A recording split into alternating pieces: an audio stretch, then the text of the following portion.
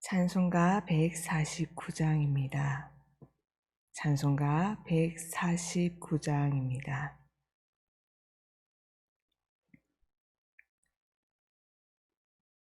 149장 함께 찬양하시겠습니다.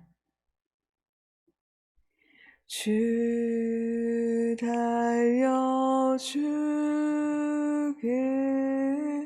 십자가 우리가 생각할 때에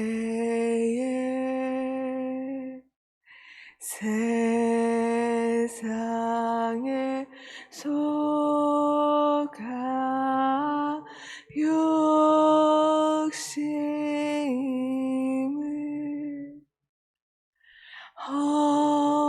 헛된 줄 알고 버리네.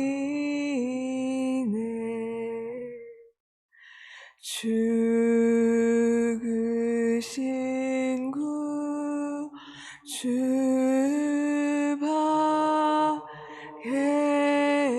밖에는 사랑을 말게 하소서.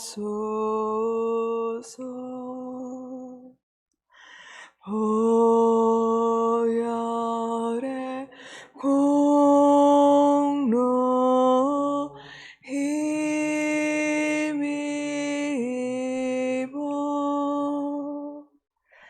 교만한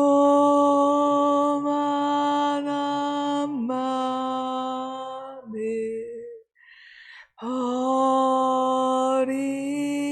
버리네. 못 박힌 손 밟고 오니 큰 자비 나타내셨네.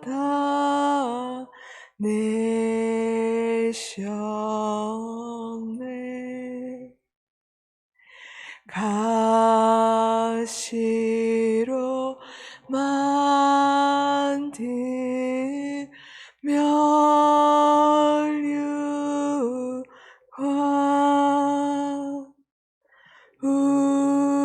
우리를 위해 쓰셨네. 온 세상 만물 가서도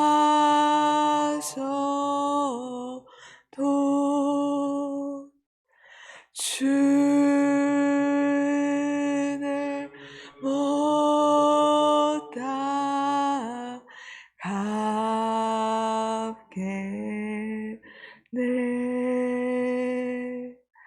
놀라운 사랑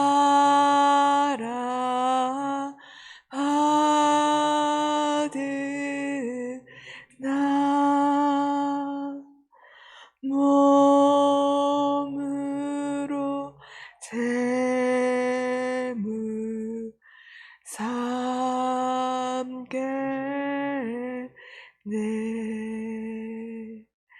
아멘.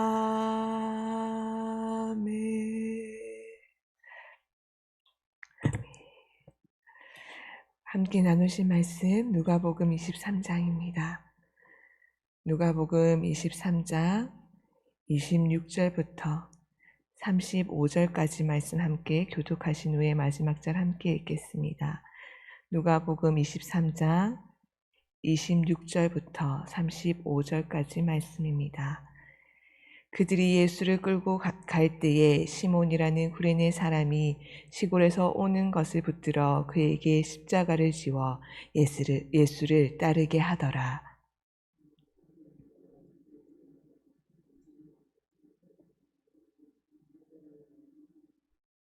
예수께서 돌이켜 그들을 향하여 이르시되 예루살렘의 딸들아 나를 위하여 울지 말고 너희와 너희 자녀를 위하여 울라.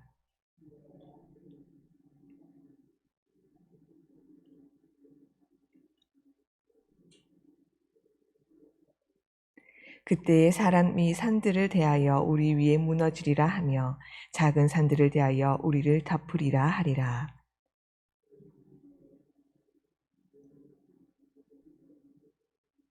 또 다른 두 행악자도 사형을 받게 되어 예수와 함께 끌려가니라.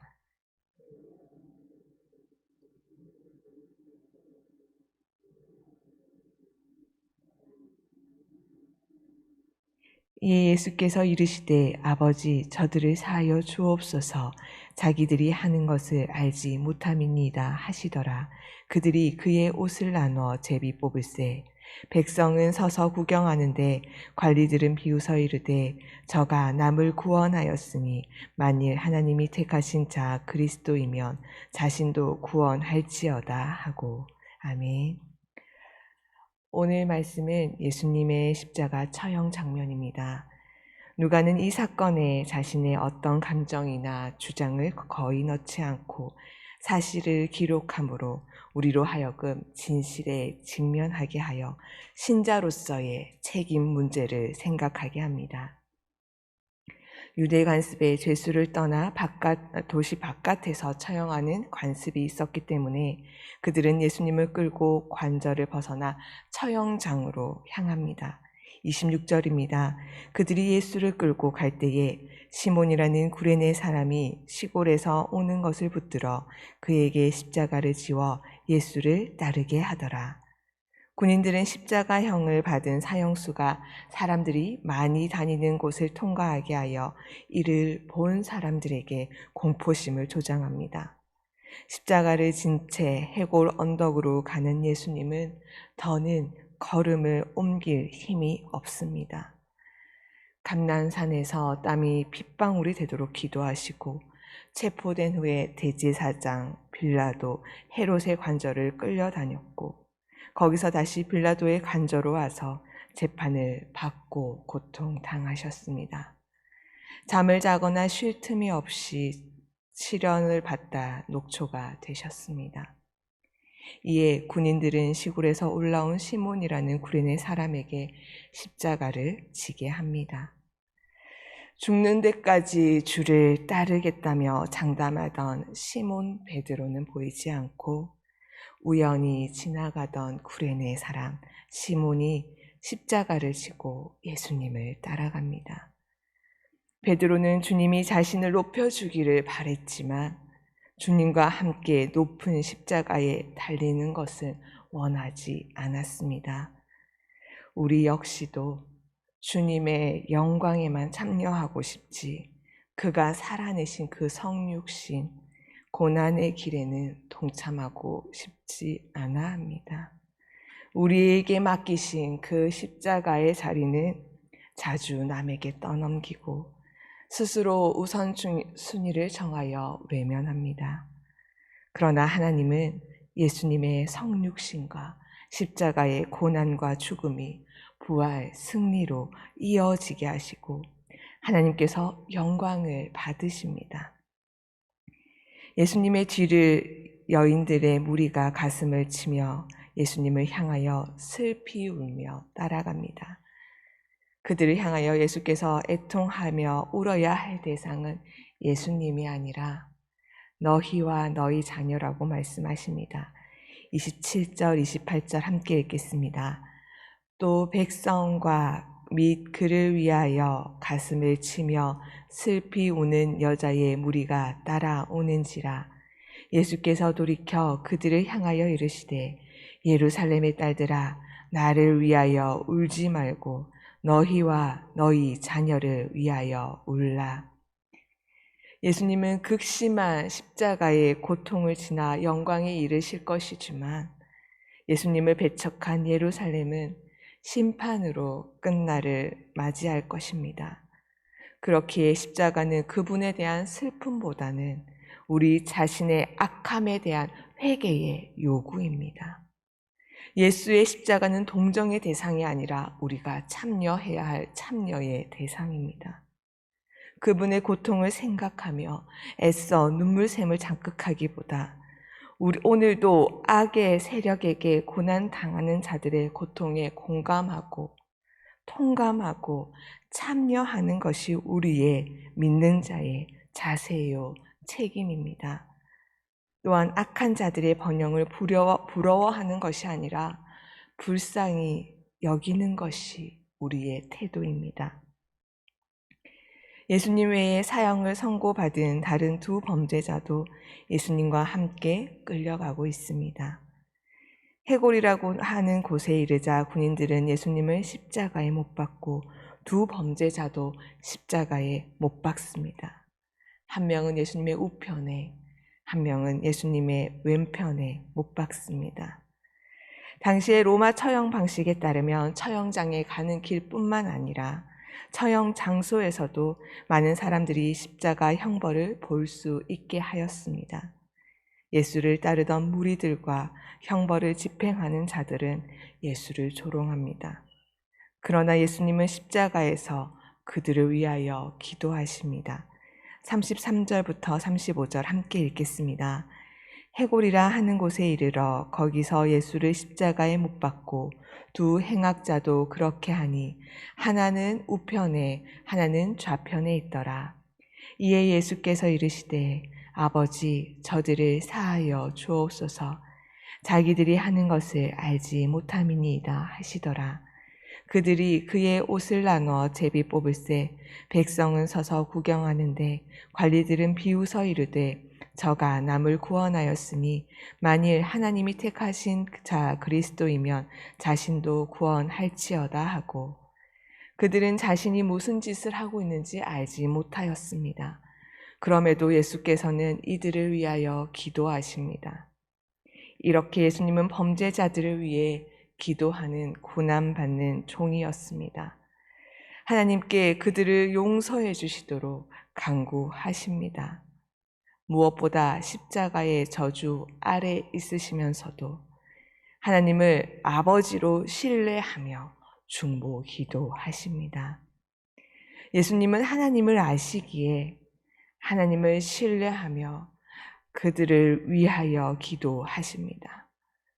그러나 백성과 관리, 군인, 하물며 함께 처형을 받은 그 죄인까지도 예수의 죽음을 조롱하고 비방합니다. 왜 그렇습니까? 이들은 예수의 죽음을 전혀 이해하지 못하고 있기 때문입니다. 예수가 누구고 그의 죽음이 무엇인지 전혀 이해하지 못하고 있습니다. 이러한 조롱에 예수님께서는 어떻게 응답하십니까? 28절에 예루살렘의 딸들아 나를 위하여 울지 말고 너희와 너희 자녀를 위하여 울라. 34절에 이에 예수께서 이르시되 아버지 저들을 사하여 주옵소서 자기들이 하는 것을 알지 못함이니이다 하시더라. 43절에 예수께서 이르시되 내가 진실로 내게 이르노니 오늘 내가 나와 함께 낙원에 있으리라 하시니라. 처형을 당하고 있는 예수님은 패배자의 모습이 전혀 아닙니다. 사람들은 자신들이 예수께 걸었던 그 기대, 자신들이 확인하였던 그 기적들로 인하여 예수께 바라던 것들이 무너진 것에 대하여 실망하고 그 분노를 조롱과 멸시로 표출하였습니다. 그러나 예수님은 묵묵히 자신의 사역을 하고 계십니다. 무슨 뜻입니까? 이 죽음까지도 예수님의 사역의 일부였다라는 것입니다. 하나님이 누구신지를 아는 예수님은 처형 당하는 자로 서 있으나 그 자리가 실패요, 패배의 자리가 아니라 하나님의 뜻을 이루는 자리요, 예수 그리스도의 그 사역의 자리였다는 것입니다. 하나님을 모르던 우리는 하나님을 몰라 죽은 존재였습니다. 죽으면 어떤 감각도, 어떤 경험도, 어떤 감정도, 어떤 이해도 있을 수가 없습니다. 그와 같이 우리는 죽어 있었던 자들입니다. 거기에 하나님이 오셨습니다. 생명을 불어넣으시고 하나님의 백성으로 다시 만들기 위하여서 오셔서 죽음이라는 자리까지도 감수하신 것입니다. 예수님이 다시 살아나기까지 우리는 예수님의 죽음이, 예수님의 오심이 무엇인지 모르던 자들입니다. 그러기에 회개라는 것은 하나님, 내가 죄인입니다. 내가 바보였습니다. 이런 감정에서 그치는 것이 아니라 하나님이 누구신가에 대한 이해와 깨달음이 오는 것입니다. 우리의 시선이 나에게서 하나님께로 옮겨지는 것입니다. 그래서 성경은 우리가 누구냐인가에 대하여 이야기하기보다 언제나 우선에서 하나님이 누구신가, 하나님이 우리를 위하여 하신 일이 무엇인가, 하나님 되심을 통하여 어떻게 일하고 계신가로 가득 차 있습니다. 이 하나님은 능력의 하나님이요 신실하신 하나님일 뿐 아니라 또한 섬기는 하나님이십니다. 우리를 요구하시는 하나님이 누구신가에 관한 설명에서 이스라엘을 구원한 하나님, 세상 어떤 세력보다 더 큰 창조의 하나님, 우리 자신을 구원하신 하나님, 그리고 약속하신 대로 이루시는 신실한 하나님이십니다. 그 하나님은 신약의 예수 그리스도를 통하여 그분의 더 깊은 본질을, 그의 선하심과 자비하심과 희생과 헌신과 섬김과 봉사로 당신의 영광을 증명하고 있다라고 소개하는 것입니다.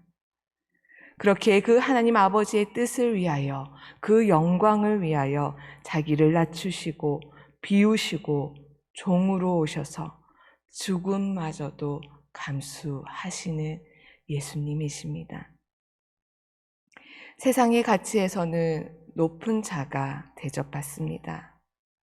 그러나 하나님 나라에서는 높은 자가 섬기는 그러한 나라입니다. 지금 예수님의 처형에서 그를 조롱하는 자들의 말이 무엇인가 보십시오.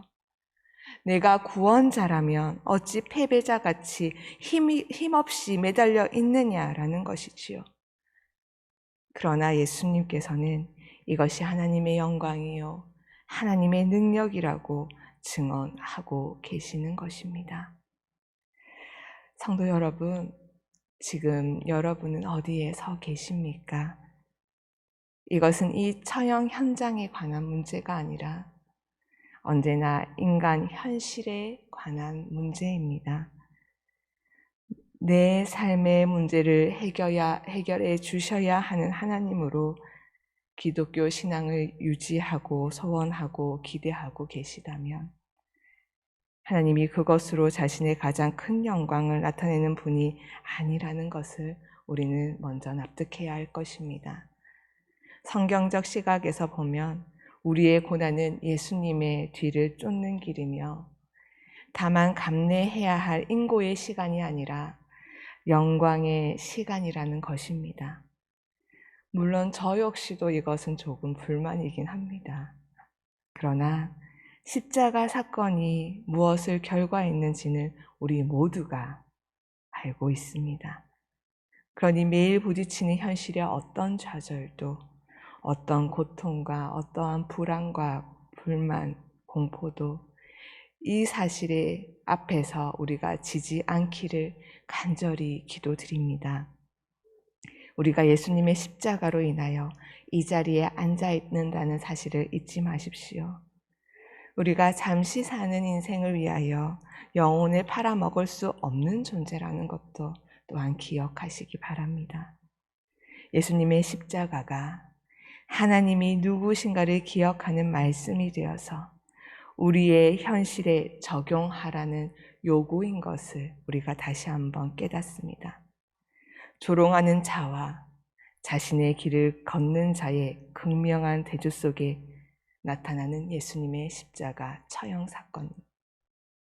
그 십자가를 우리도 지고 이 위대하고 놀라운 길을 각자의 인생 여정 속에서 걷도록 복된 길이 허락되었음을 알기에 지금의 현실이 비록 내가 원하는 대로 되지 아니하고 포기하고 싶고 도망치고 싶고 끝내버리고 싶은 현실이라 할지라도 그 인생, 그 십자가 감당하는 신자된 인생 되시기를 간절히 기도드립니다.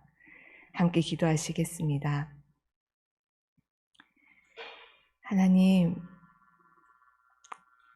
죽었던 우리를 위하여 직접 찾아오신 그 은혜 감사드립니다. 하나님이 누구신가를 알게 하셨고 예수로 칭히 증거를 보이셨습니다.